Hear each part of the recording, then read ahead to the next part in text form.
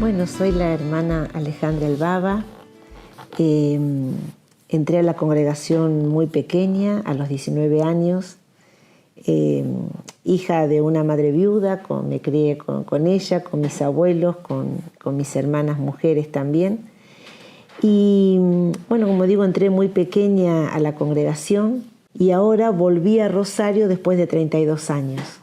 Conocí a la congregación también siendo adolescente, porque con mis hermanas pertenecíamos a una institución que era en ese momento estaba afiliada a la Orden Dominicana. Ahí conocí a las hermanas en Rosario. Y siempre, por supuesto, con mucha ingenuidad, con mucha inocencia, desde muy, muy chica he sentido este deseo profundo, que me daba mucha alegría, por cierto.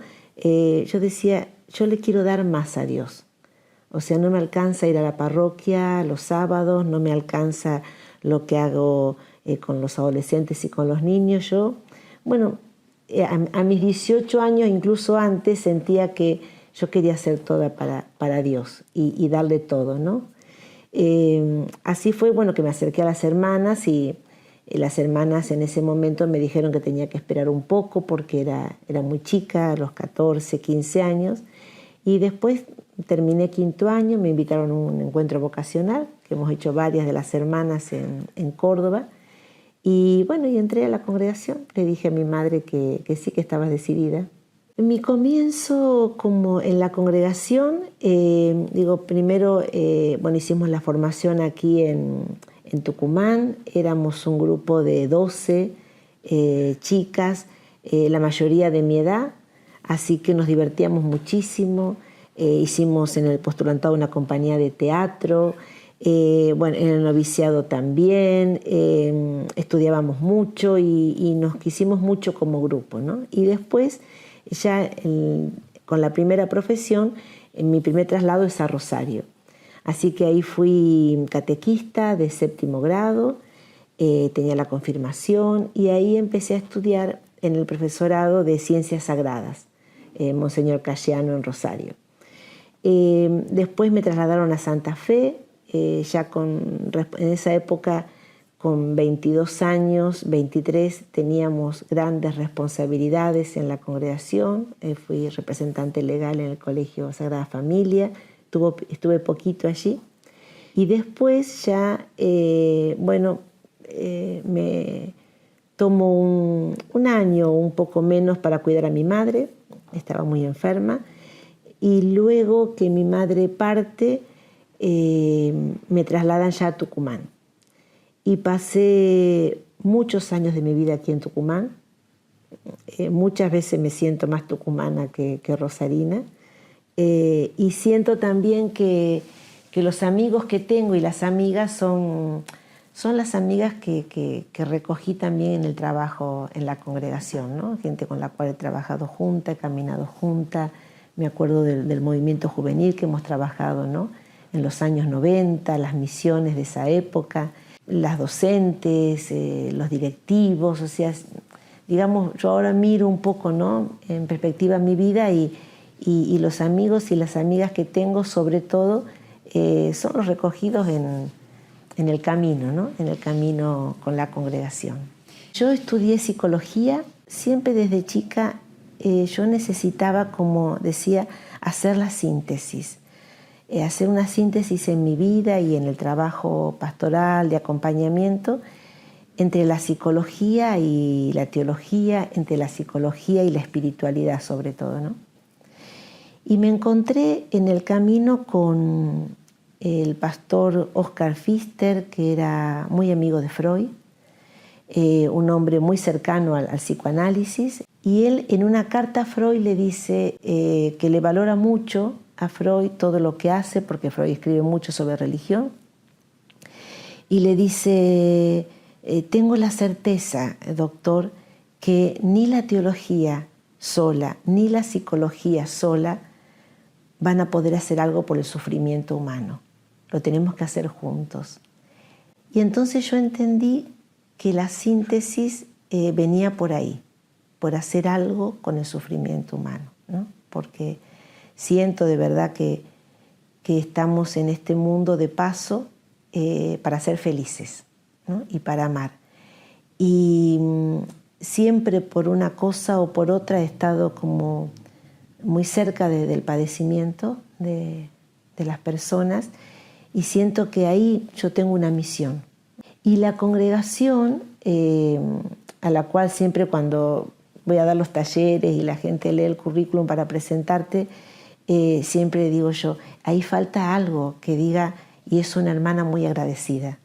Soy muy agradecida a mi congregación porque, bueno, siento que lo que soy, haber entrado tan chica, soy sobre todo por la congregación y además han sido las hermanas quienes me han posibilitado siempre, ¿no? Abrirme mundos, mundos interiores incluso, ¿no? Los mundos no siempre están afuera, generalmente los mundos más lindos son los que están adentro del interior mío y del corazón de las personas, y siento que la congregación me lo ha posibilitado, ¿no? Yo he sido muchos años ecónoma general de la congregación, entonces en un momento, bueno, ya habían pasado como 2 periodos, sí, y bueno, le pedí a las hermanas, le pedí en ese momento a la priora, estudiar y de alguna manera como hacer como un parate, un descanso, ¿no?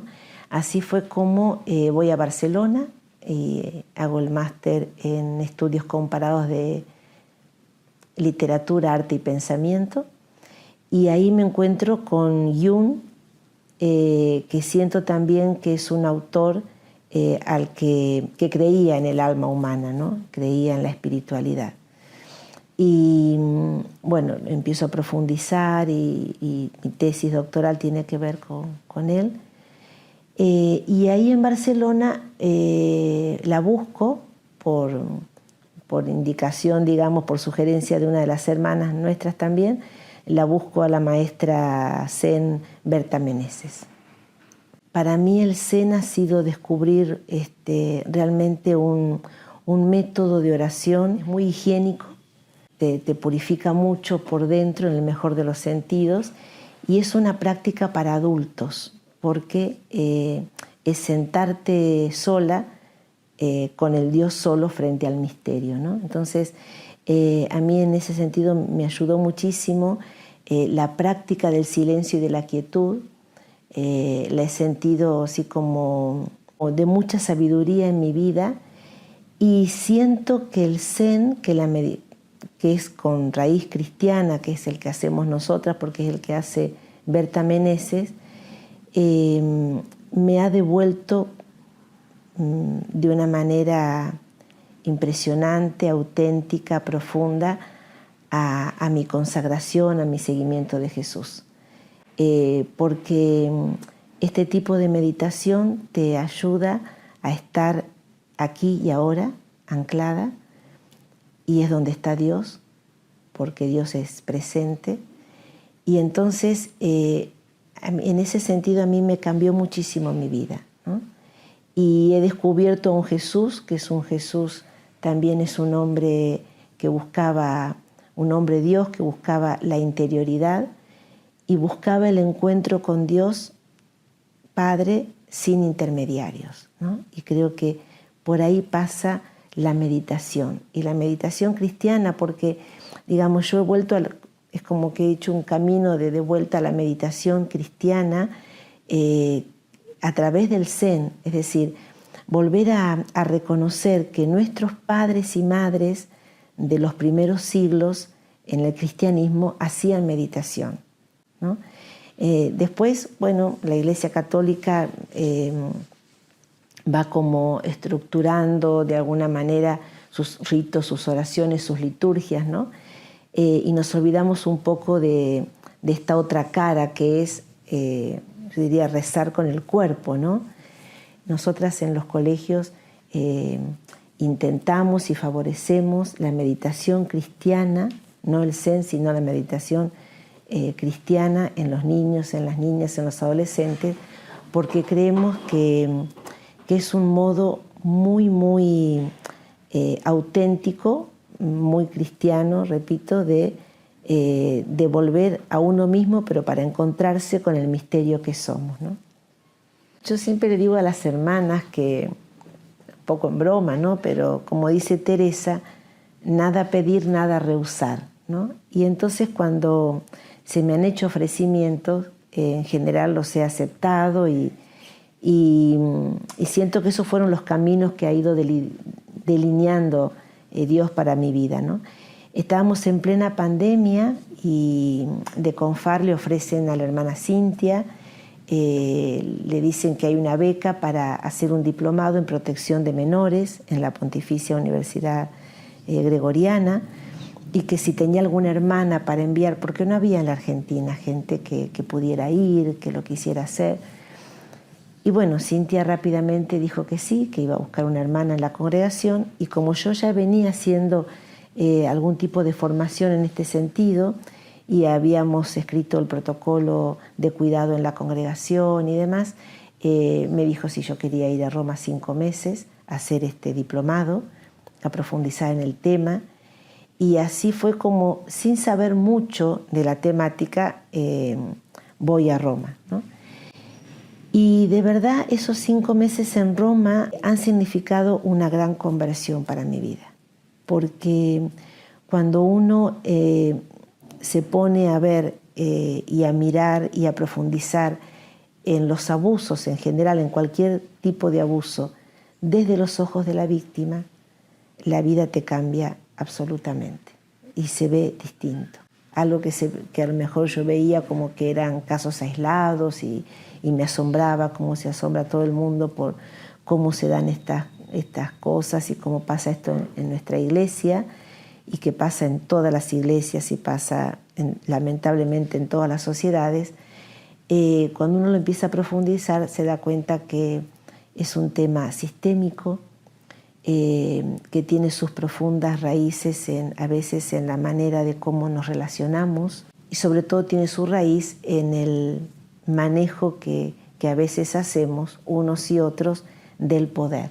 Yo digo, en ese proceso yo he sentido que sí, que tuve como una profunda conversión y un deseo, o más que un deseo, una aceptación de una misión que sentí que el Señor me pedía, que era el acompañamiento de las víctimas, de supervivientes, como decimos, ¿no? De abuso, sobre todo eclesial. Y hoy me encuentro dedicada casi totalmente a esto, a la escucha de víctimas, sobre todo personas adultas, más que nada consagradas, consagrados que han sido víctimas de abuso eclesial o no, cuando eran pequeños o en su vida adulta. Y de verdad es como que te pone en un lugar que es de mucho dolor, un lugar bastante oscuro, en este caso de la iglesia, que también lo es de las sociedades, de los grupos, de las comunidades, de las familias, pero yo sobre todo trabajo con víctimas de abuso eclesial. Y entonces digo que es una misión porque hay mucho para hacer, como dice el Papa Francisco, mirando lo que hicimos mucho, pero mirando el futuro sentimos que hay mucho por hacer. Cuando damos los talleres y nos encontramos con los grupos, lo que yo digo es: habilitémonos, hermanas, mutuamente para hablar de esto, porque el abuso se da porque se impone una ley, o sea, lo que ayuda al abuso es la imposición de una ley del silencio, ¿no? Del secreto, y entonces romper ese silencio, hablar sobre el abuso, hablar sobre sus causas, hablar sobre sus consecuencias, que son tremendamente traumáticas para una persona y para los grupos, es hacer prevención. Creo que el espíritu y la providencia me llevan hoy a descubrir que esta era la síntesis, que esta es la síntesis entre psicología, porque claro, la psicología me dio herramientas, y fe, psicología y espiritualidad, hacer algo hoy con este padecimiento. Madre Hermina me acompaña muchísimo con su palabra, con su ternura, con su invitación permanente a la ternura, al cuidado y sobre todo con esta intuición que tuvo de en el dolor encontrar al resucitado. Porque creo que ella, tanto en su vida personal como con sus amigas, sus primeras amigas, donde fue formando la congregación, creo que lo que le pasó a Elmina fue esto, es decir, ir a la tumba, pero darse cuenta que sobre la piedra había un ángel liberador, un ángel que la invitaba permanentemente a descubrir en ese sufrimiento y en ese horror con el que también ella se encontró, la resurrección, la esperanza, la vida abundante, ¿no? Entonces, para mí es una invitación permanente en ese sentido, ¿no? Y junto con Boadrón, ¿no? que la inspira, que la acompaña, que la invita, ¿no? Siento eso y siento siempre esta amorosidad de madre, ¿no? Que además siempre en sus cartas nos recomendaba, ¿no?